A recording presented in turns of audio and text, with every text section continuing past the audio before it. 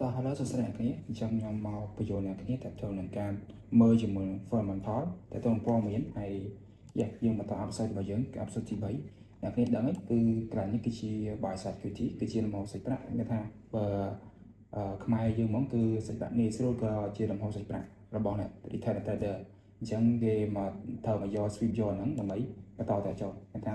buy side equity ឬក៏ to buy stop គេថាបញ្ឈប់នៃការទិញឡើងអញ្ចឹងធ្លាក់មកក្រោមនៅពេលធ្លាក់ដូចខ្ញុំបញ្យល់មុនអញ្ចឹងគឺមានអីគេនៅតំបន់ហ្នឹងបានវាឡើងទៅវិញវាធ្លាក់ទៅក្រោមទៀតគឺនៅត្រង់នេះគឺមានជាមួយនឹង FPG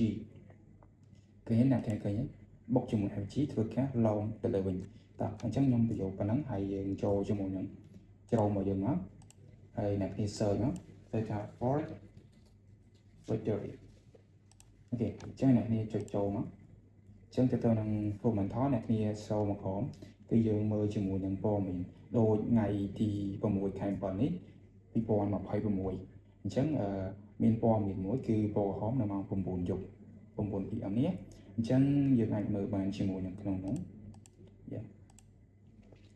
អញ្ចឹងសម្រាប់ខែនេះគឺគេរំពឹងទុកថាគេ forecast ហ្នឹងគឺគេរំពឹងទុកថាខែហ្នឹងបាន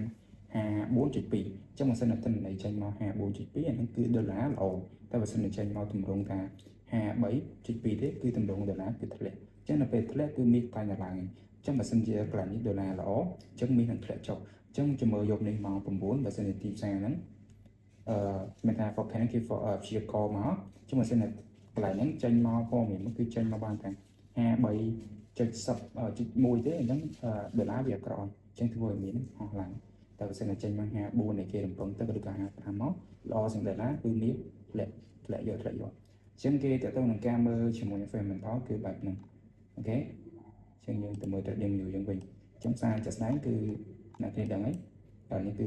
buy side equity អូខេអញ្ចឹងតទៅនឹងព័ត៌មានយើងមើលគឺមានតែប៉ុណ្្នឹងក្នុង forex victory អ្នកគេ search អានមើលហើយអ្នកគេអាចចូលមើលបានទៅលើព័ត៌មានហ្នឹងទៅនឹងអានេះគឺសប្តាហ៍មុនហើយសប្តាហ៍នេះគេរំពឹងទុកថាគេព្យាករណ៍ចេញមកបែបហ្នឹងអញ្ចឹងអ្នកគ្នាអាចមើលបានគឺមានតែប៉ុណ្្នឹងយើងជួបគ្នានៅ episode បន្ត